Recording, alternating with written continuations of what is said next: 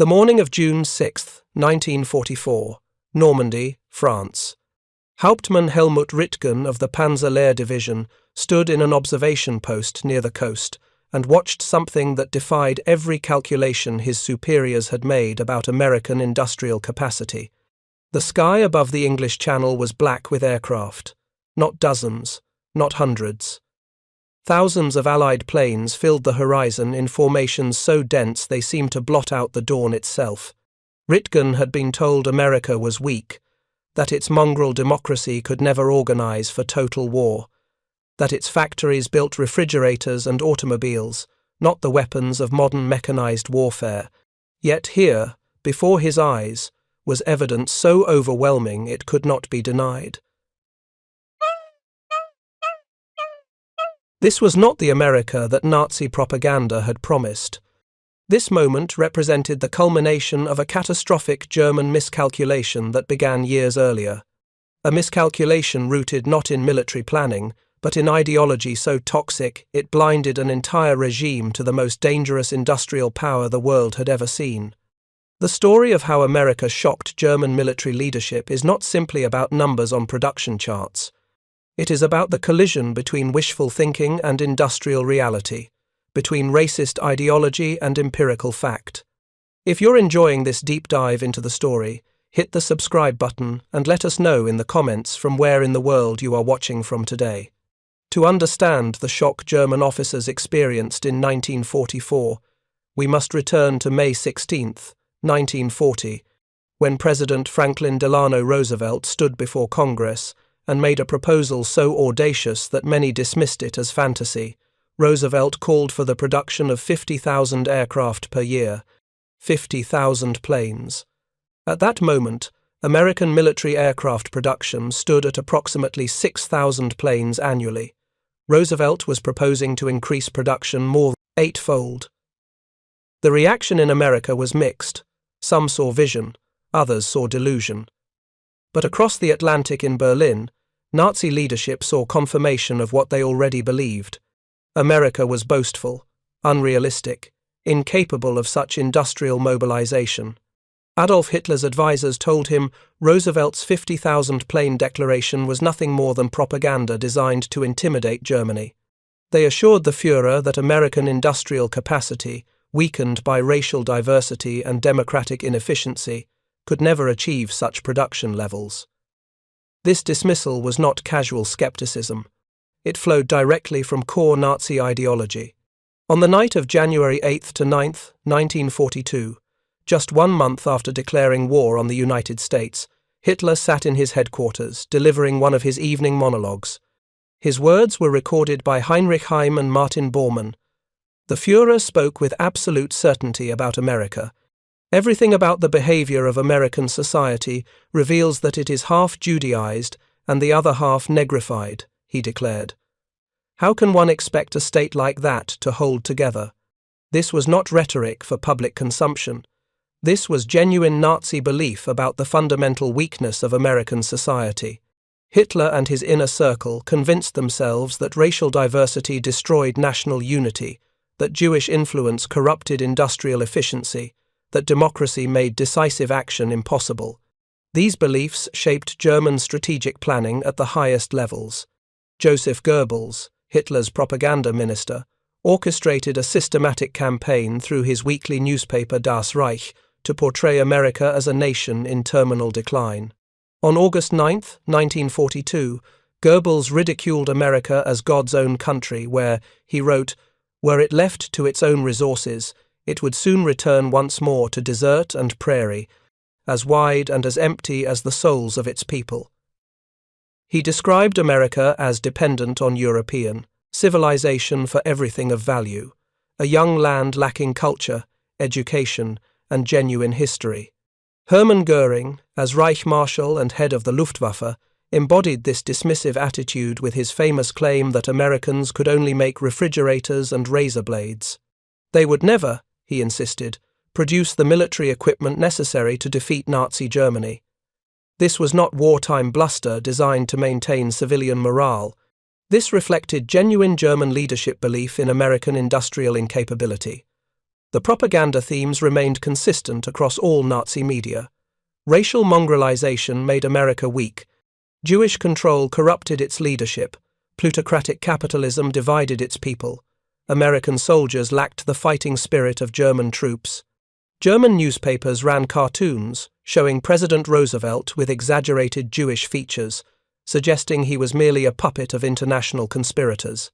Magazine covers depicted American cities as cesspools of moral decay, where jazz music, which Nazis associated with black Americans, had supposedly poisoned the culture beyond repair.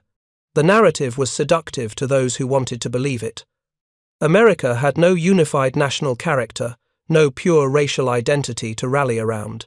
How could such a mongrel nation possibly challenge the racially homogeneous and ideologically unified German Reich? Wehrmacht officers believed it. The German people believed it. Even as America entered the war in December 1941, Nazi leadership remained confident that this soft, divided democracy would crumble when faced with the hardened warriors of the Third Reich. German military planners had studied American performance in World War I and drawn dismissive conclusions. Yes, America had eventually sent troops to Europe in 1917 and 1918, but those soldiers had required extensive training from French and British forces before they were considered battle-ready. The United States Army of 1918 numbered fewer than 200,000 men before the draft. Surely, Nazi planners reasoned, this was not a nation built for modern mechanized warfare. Hitler himself expressed nothing but contempt for American military potential. In private conversations with his inner circle, he mocked the idea that Americans could manufacture quality weapons or field-disciplined armies. He pointed to what he saw as American obsession with comfort and entertainment. How could a nation addicted to Hollywood movies and consumer goods possibly develop the martial spirit necessary for total war? The Führer's worldview simply could not accommodate the possibility that a multi-ethnic democracy might possess strategic advantages that his racially pure dictatorship lacked. When Hitler declared war on the United States on December 11, 1941, 4 days after Pearl Harbor, he did so with a strange mixture of inevitability and disdain. He assumed that America, already committed to war with Japan in the Pacific, would be unable to mount significant operations in Europe for years. By that time, he believed, Germany would have secured victory over the Soviet Union and consolidated an impregnable fortress Europe. But while Nazi leadership dismissed American industrial potential, something extraordinary was happening across the Atlantic, something that would fundamentally alter the balance of power in the war. Roosevelt's 50,000 aircraft goal, dismissed as propaganda in Berlin, was about to become reality in ways that would exceed even Roosevelt's ambitious vision. In 1939, total American aircraft production for military purposes was less than 3,000 planes. The United States ranked 17th in the world in military strength. The aircraft industry was nowhere near prepared for the kind of massive expansion Roosevelt envisioned. But Roosevelt understood something that Hitler's ideology prevented him from grasping. America's vast industrial capacity, when mobilized and coordinated, could achieve production miracles that would dwarf anything Germany could match. The transformation began immediately after Roosevelt's May 1940 speech. The federal government began pumping money into aircraft manufacturing at unprecedented levels.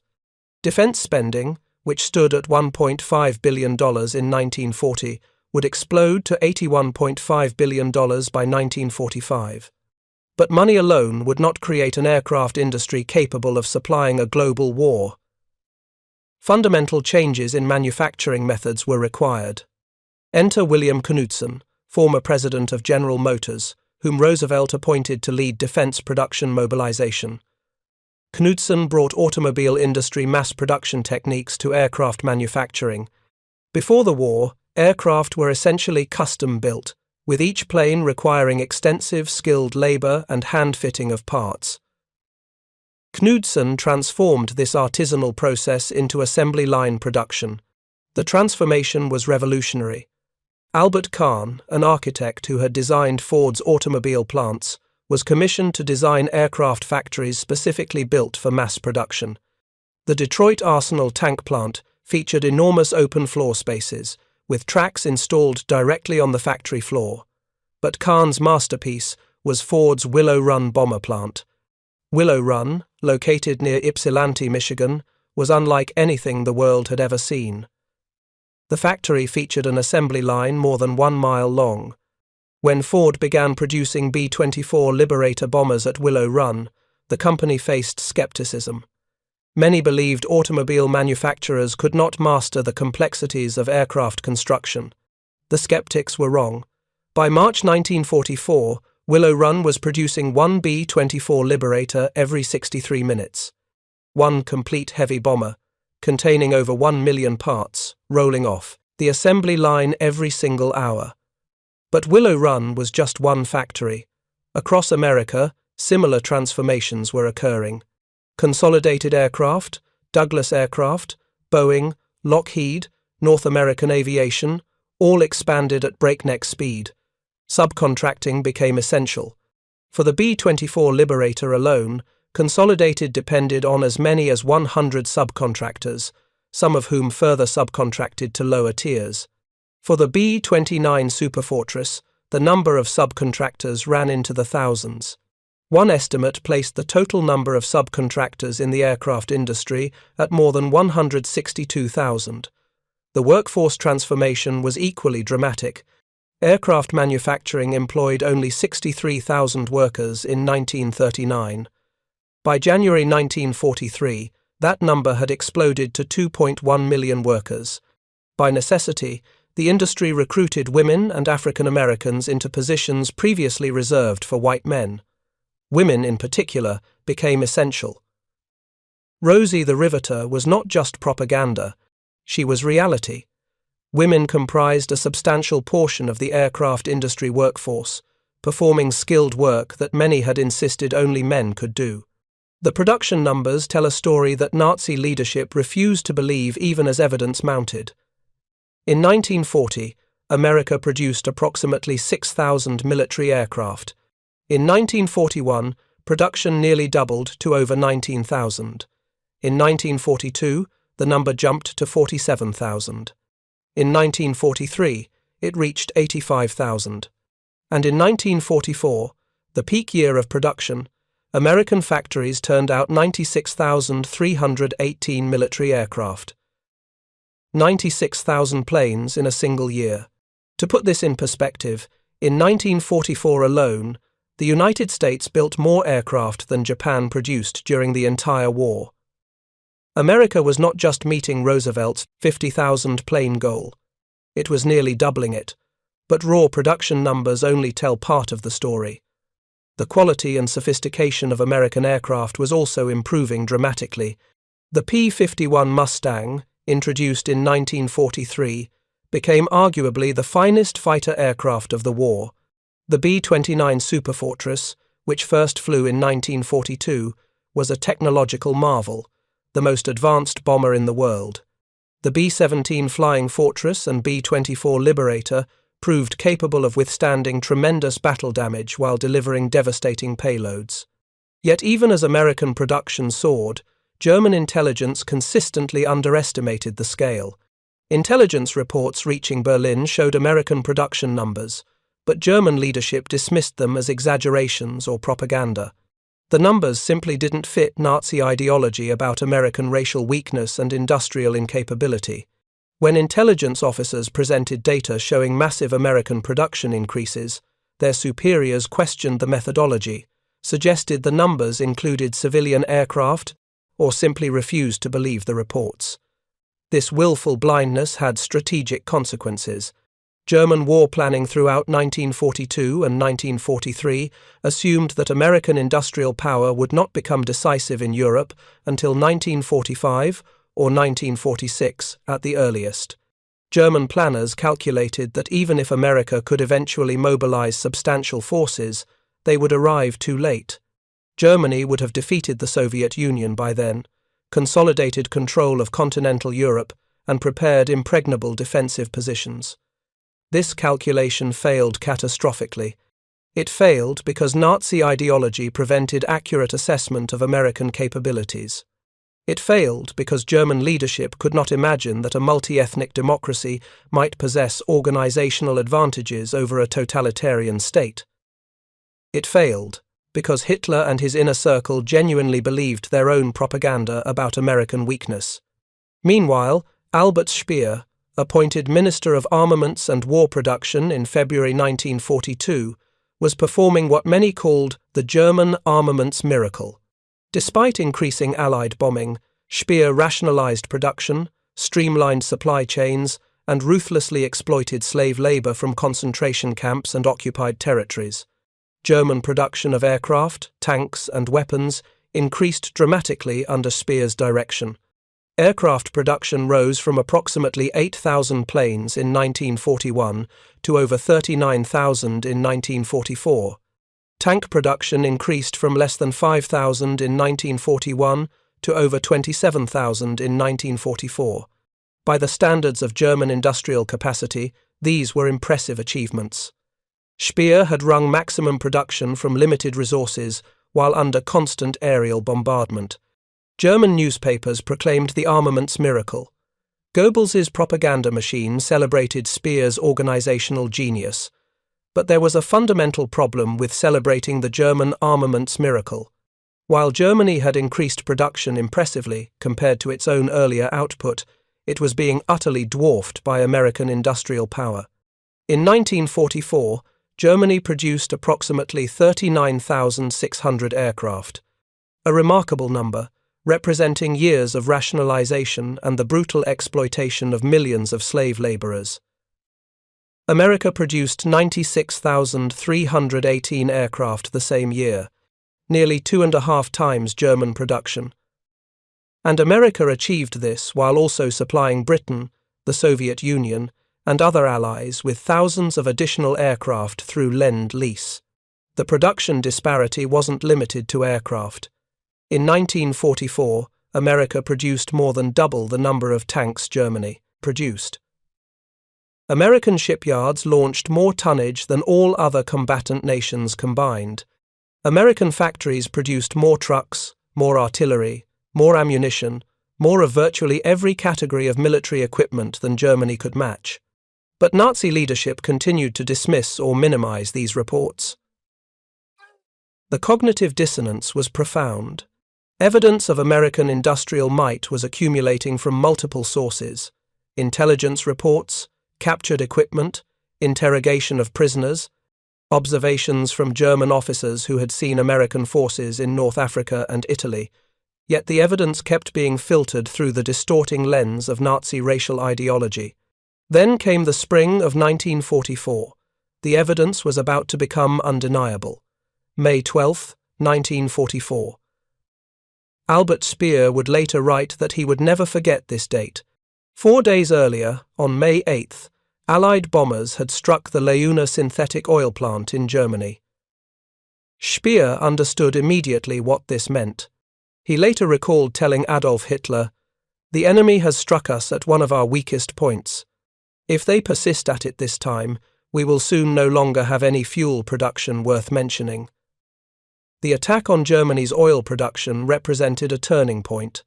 Not because Germany couldn't produce weapons. Speer's rationalization had ensured continued high output of tanks, aircraft, and artillery, but because without fuel, none of it mattered. Tanks without gasoline were metal sculptures. Aircraft without aviation fuel were hangar decorations. The entire German war machine was grinding to a halt not from lack of weapons, but from lack of fuel to power them. Speer knew what was coming. The scale of the Allied bombing campaign had reached levels German planners had never imagined possible. The number of bombers, the precision of attacks, the relentlessness of the offensive, all of it pointed to an industrial capacity that dwarfed German production.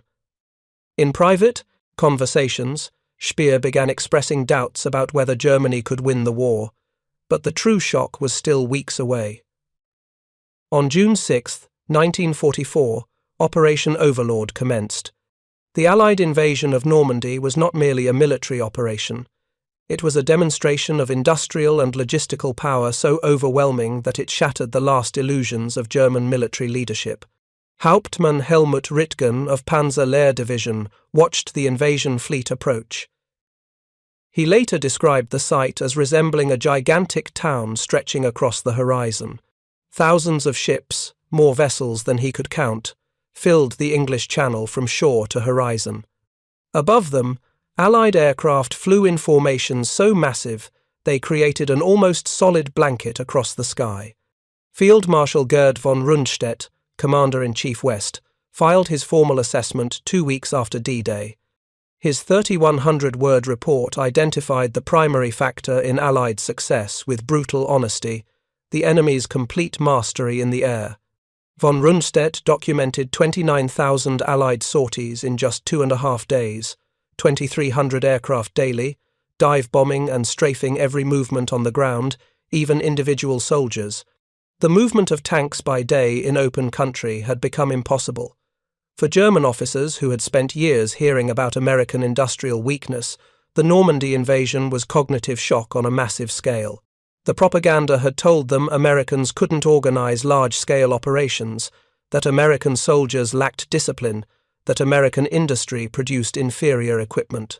Yet here was evidence that contradicted everything they'd been taught to believe. The aircraft overhead told a particularly devastating story. German pilots, when they could get airborne at all given fuel shortages, found themselves outnumbered by ratios that made combat suicidal.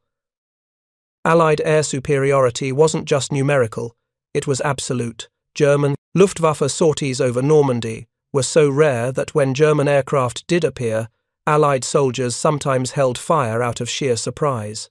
Hermann Göring, head of the Luftwaffe, had promised Hitler that Allied forces would never land on continental Europe. He had assured the Führer that the Luftwaffe would destroy any invasion fleet before it reached shore. On June 6th, Göring's promises were revealed as empty boasts. The Luftwaffe was nowhere to be seen. The skies belonged entirely to Allied aircraft, most of them American. If you find this story engaging, please take a moment to subscribe and enable notifications.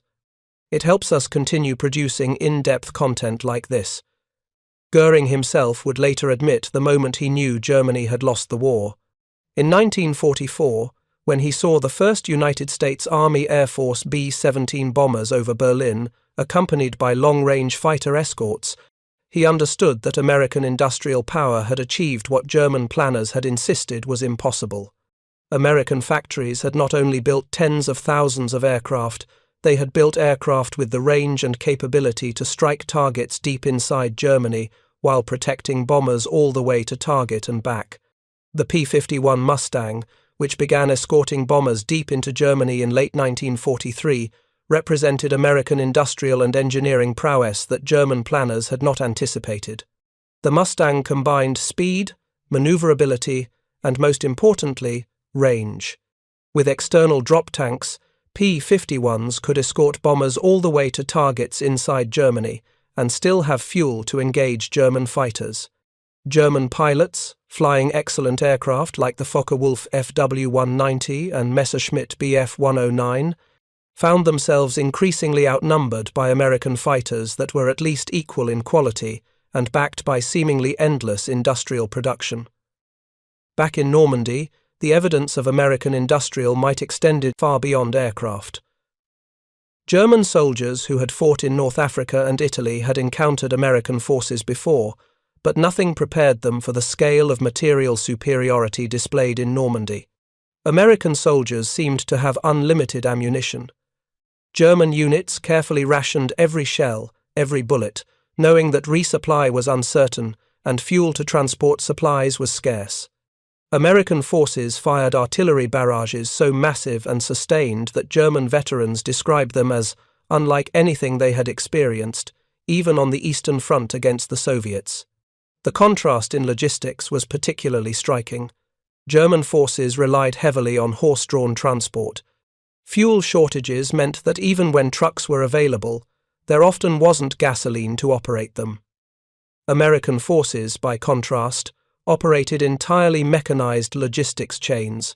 Trucks carried supplies from ports to forward units.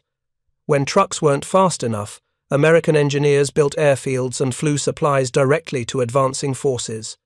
One German officer, captured in Normandy and interrogated by American intelligence, expressed shock at the casual abundance of American supply. He described watching American soldiers throw away partially used supplies, discard equipment that had minor damage, request replacements for items that German soldiers would have carefully repaired and continued using. The officer's interrogation report noted that he seemed genuinely unable to comprehend an army that operated with such material abundance. The captured officer asked his interrogators a question that revealed the depth of German miscalculation. Where does it all come from? He had been told America was weak, that its industrial capacity was propaganda, that democratic inefficiency would prevent sustained production. Yet here he was, surrounded by evidence of industrial power that made German production look almost primitive by comparison.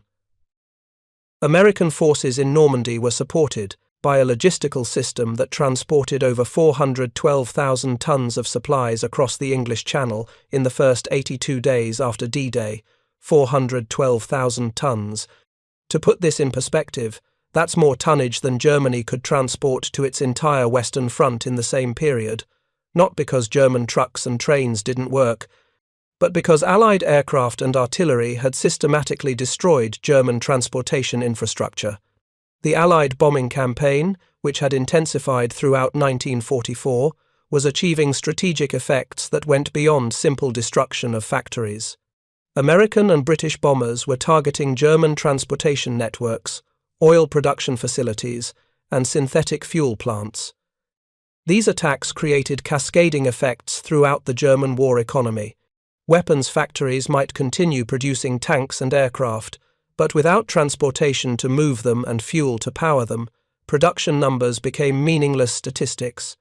Albert Speer, in his post-war memoirs and interrogations, acknowledged that the Allied bombing campaign, particularly the focus on oil production and transportation, effectively crippled German military operations by late 1944. He noted that weapon production remained relatively high into late 1944, but the weapons often sat idle for lack of fuel or couldn't be transported to where they were needed. The German response to the Normandy invasion revealed the extent of their strategic paralysis.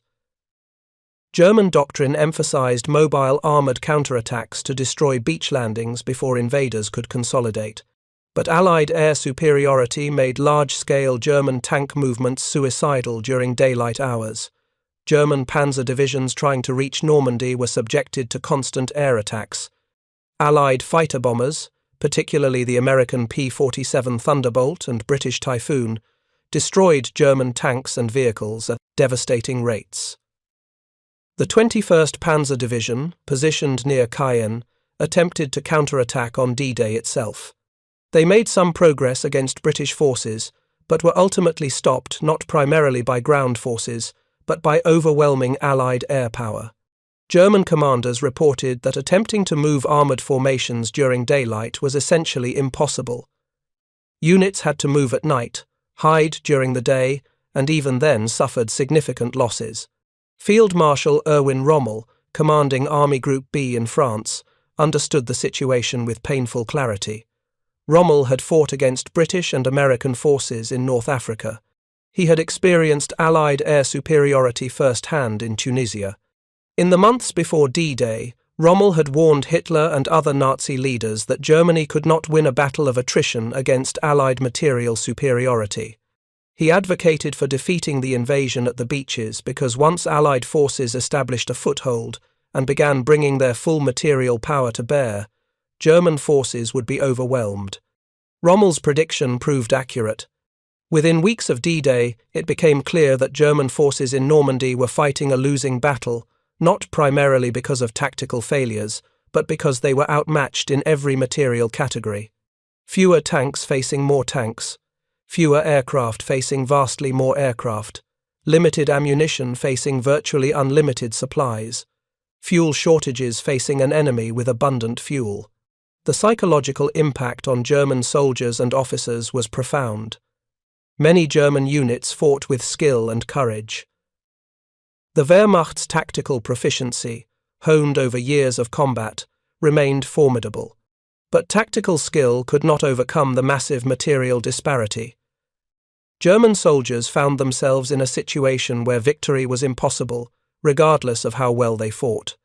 Von Rundstedt, in his post-war interrogation, stated that after Normandy, he knew Germany could not win the war. When asked when exactly he reached this conclusion, he indicated it was within the first few weeks of the invasion, when the scale of Allied material superiority became undeniable. Von Rundstedt allegedly told subordinates, "Make peace, you idiots," though the exact circumstances and wording of this statement remain debated by historians. What is beyond debate is that by mid to late 1944, many senior German officers understood that defeat was inevitable. The evidence was overwhelming. American industrial production had not only met but exceeded Roosevelt's ambitious goals. The supposedly weak, divided, racially mongrelized nation had mobilized industrial power on a scale that Germany could not match. The irony was bitter. Nazi racial ideology, which claimed that racial purity created strength, had led Germany into war against a multi-ethnic democracy whose diversity proved to be a source of strength rather than weakness. Jewish scientists, fleeing Nazi persecution, had contributed to American weapons development, including early atomic research. African Americans worked in defense plants, served in segregated military units, and contributed to American war production despite facing discrimination at home. Women comprised a crucial portion of the workforce in aircraft factories and munitions plants.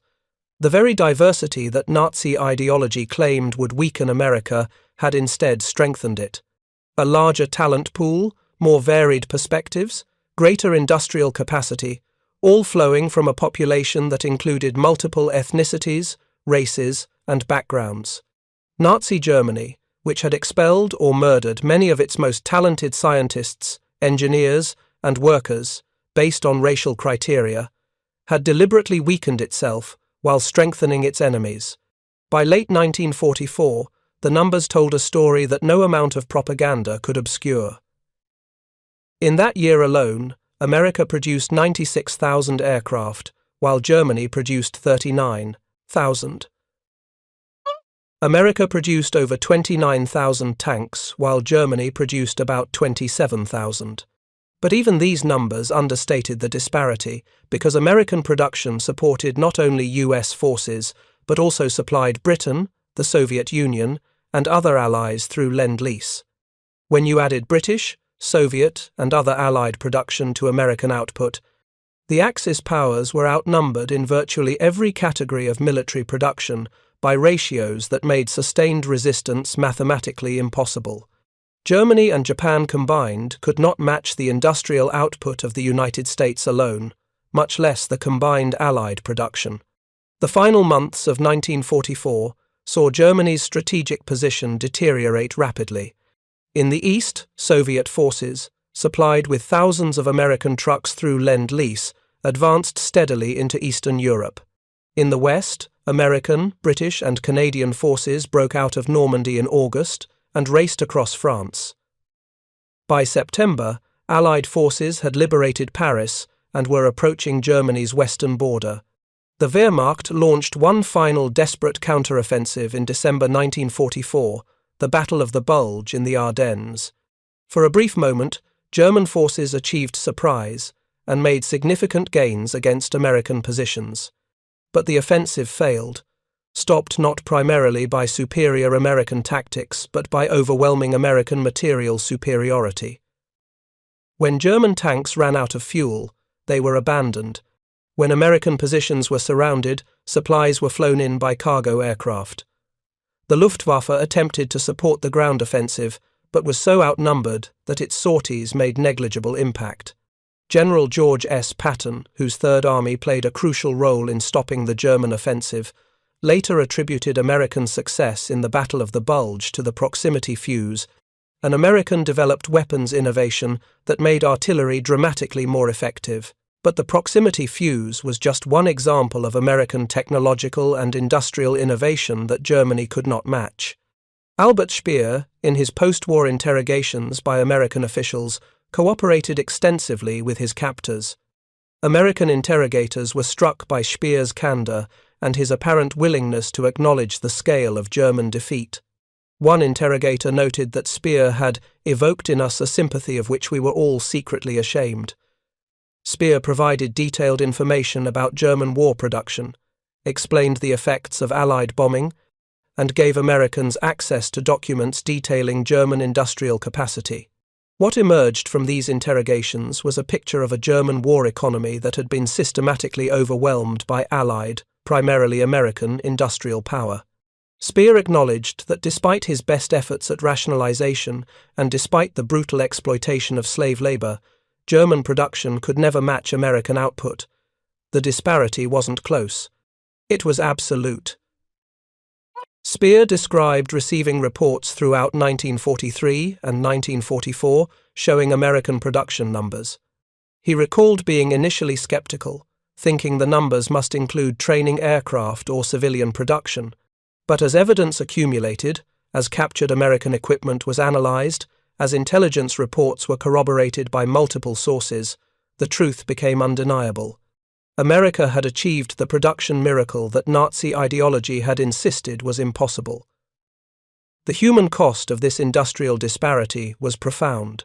German soldiers and civilians suffered terribly in the final year of the war as their nation was systematically destroyed by forces they could not match.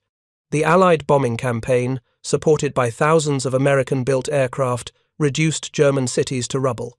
Hundreds of thousands of German civilians died in bombing raids.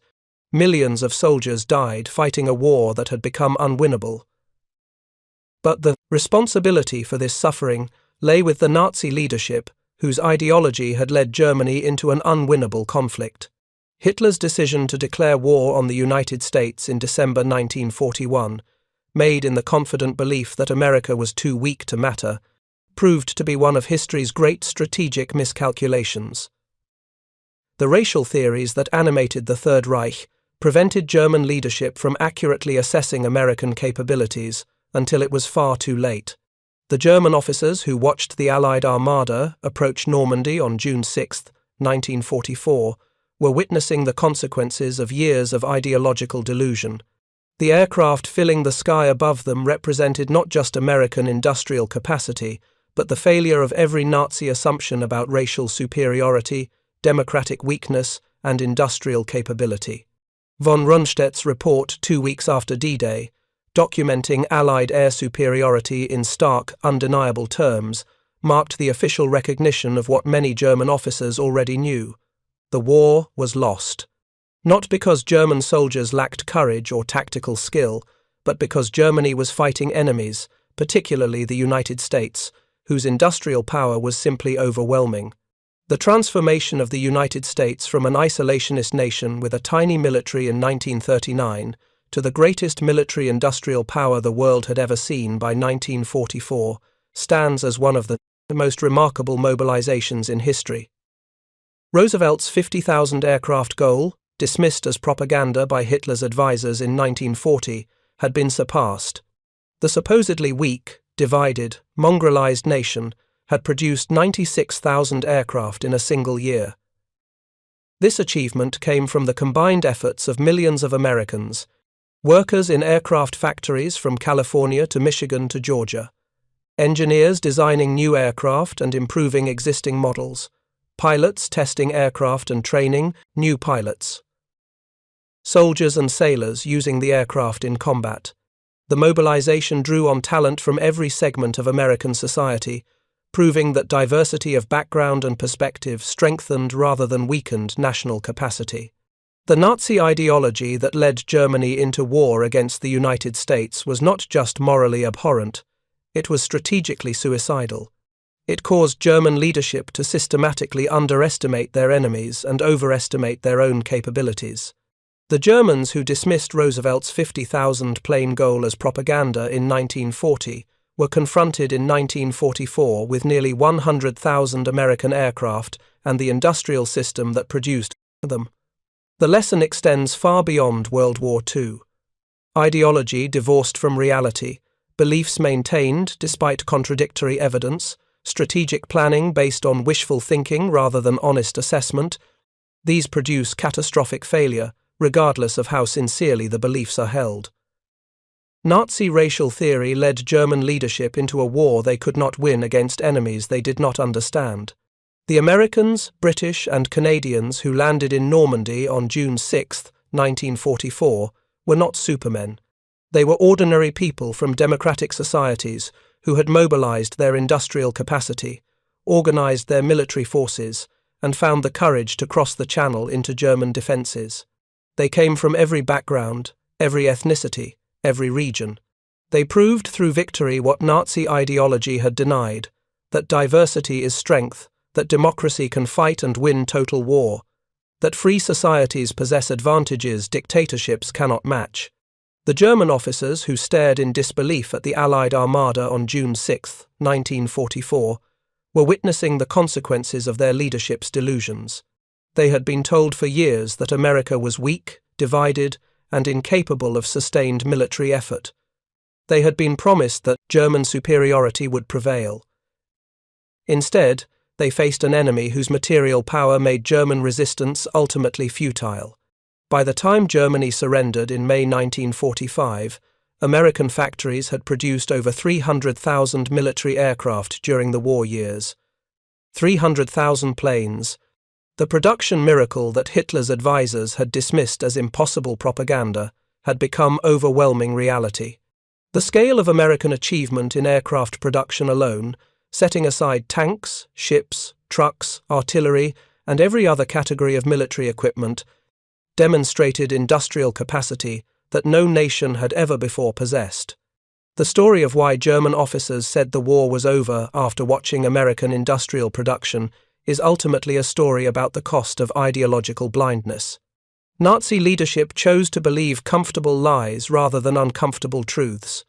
They chose racist ideology over empirical evidence. They chose wishful thinking over strategic realism. And their nation paid a terrible price for those choices. When Hauptmann Ritgen watched those thousands of Allied aircraft fill the sky over Normandy, he was watching the death of Nazi illusions. The supposedly weak America had become the strongest military-industrial power on Earth. The racially diverse democracy had mobilized more effectively than the racially pure dictatorship. The nation that built refrigerators and razor blades had also built the largest air force in history and used it to help destroy the Third Reich. 3 years after Hitler's contemptuous dismissal of America as half Judaized and half negrified, his own commanders understood that the war was lost. The scale of American industrial power that materialized in Normandy proved every Nazi assumption catastrophically wrong. Ideology had met reality, and reality had won decisively and completely. Thank you for watching. For more detailed historical breakdowns, check out the other videos on your Comsisters Pars screen now, and don't forget to subscribe.